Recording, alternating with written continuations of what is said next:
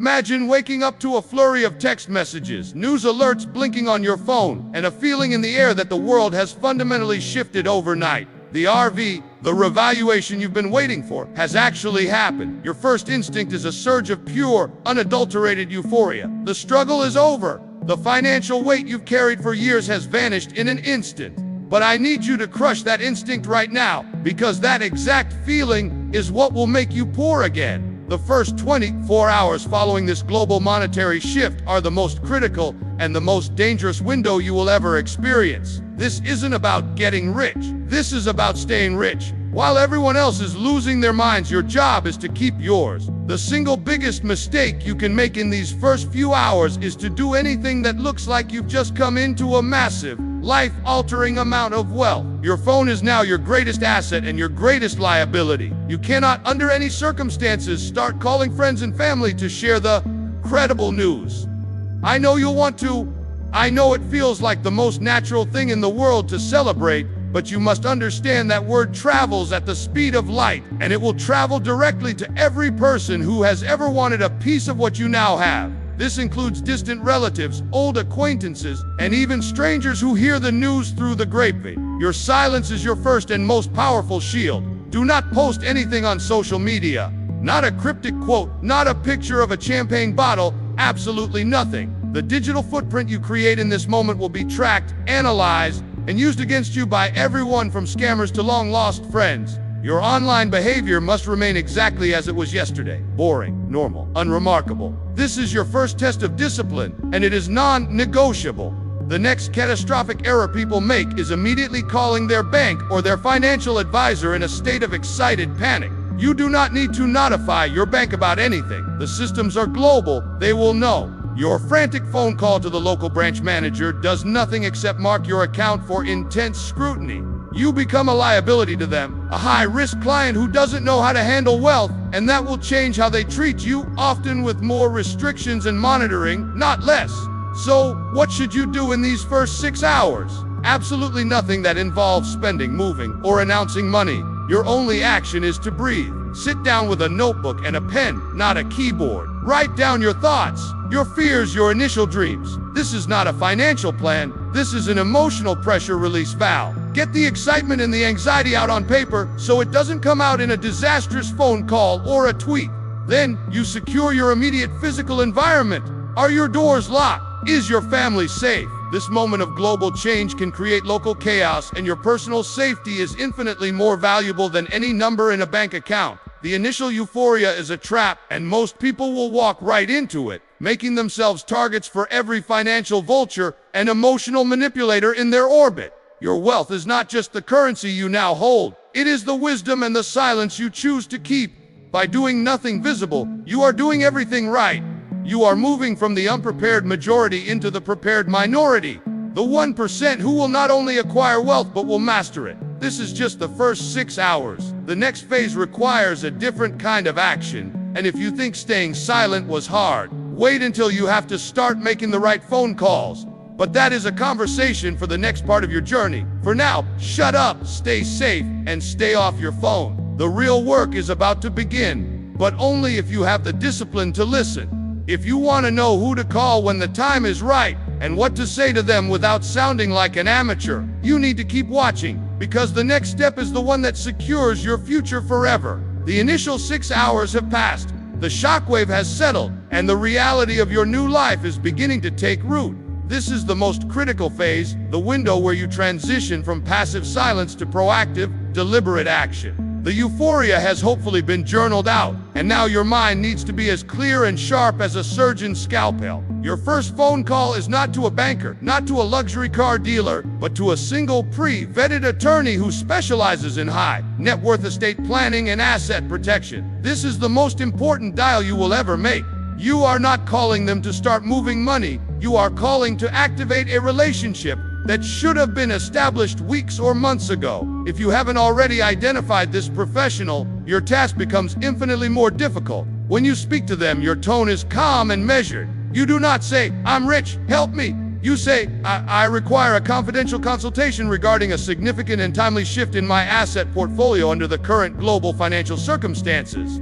This formal, professional language immediately signals that you are not a lottery winner. You are a client who understands gravity and requires discretion. The primary goal of this call is to begin establishing attorney-client privilege, a legal shield that protects your communications from prying eyes and creates a fortress around your initial strategy. This attorney will become the cornerstone of your new financial architecture. Immediately after this call, your next contact is with a certified financial planner or wealth manager, but only one that comes through a staunch referral from a trusted source, or ideally from your attorney's network. You are not shopping for rates, you are building a team. Your conversation with this financial professional is not about dreams, it's about liquidity, stability, and anonymity. Your first question should be about the creation of a revocable living trust. Why a trust? Because it moves your assets out of your personal name and into a legal entity, creating a layer of privacy and protection that shields you from lawsuits and unscrupulous individuals.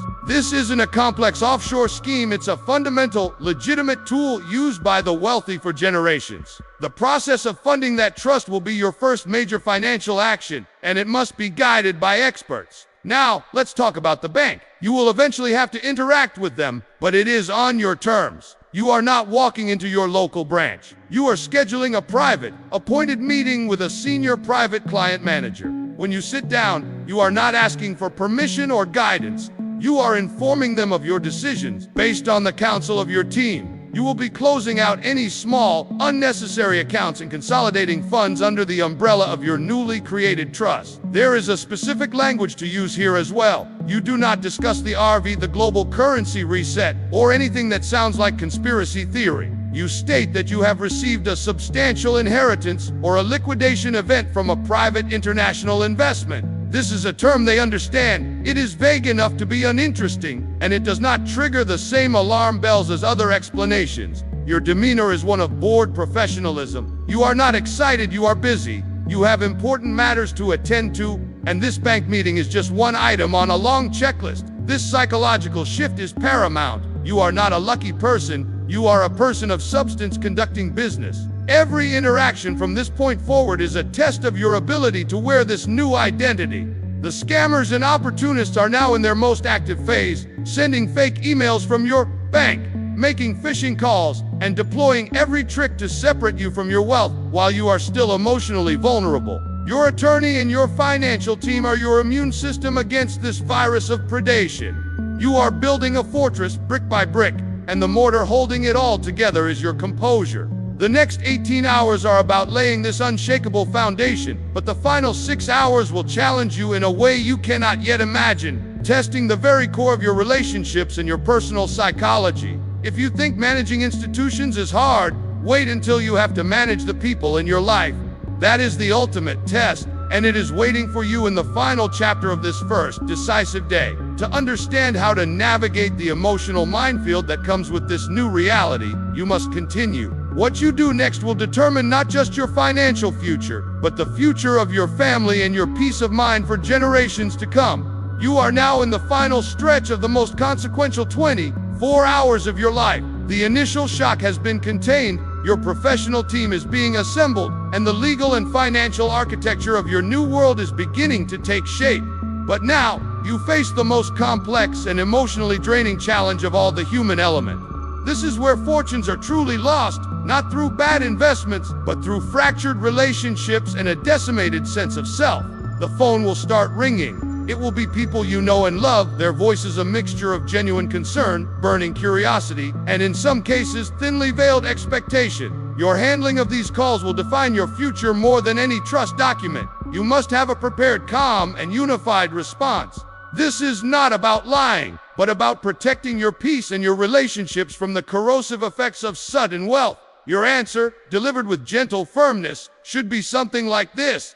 It's been a wild time in the markets for sure. We're just following our financial plan and working closely with our advisors to make sure everything stays stable. How are you doing? This does several things perfectly. It acknowledges a shifting world without confirming your specific windfall. It uses the plural "we are" to signal you are not a lone decision maker, and it immediately pivots the conversation back to the other person. You are establishing a boundary without building a wall. You are showing that you are the same person, just with new responsibilities. The moment you confirm the speculation, the dynamic of every single relationship you have will change forever.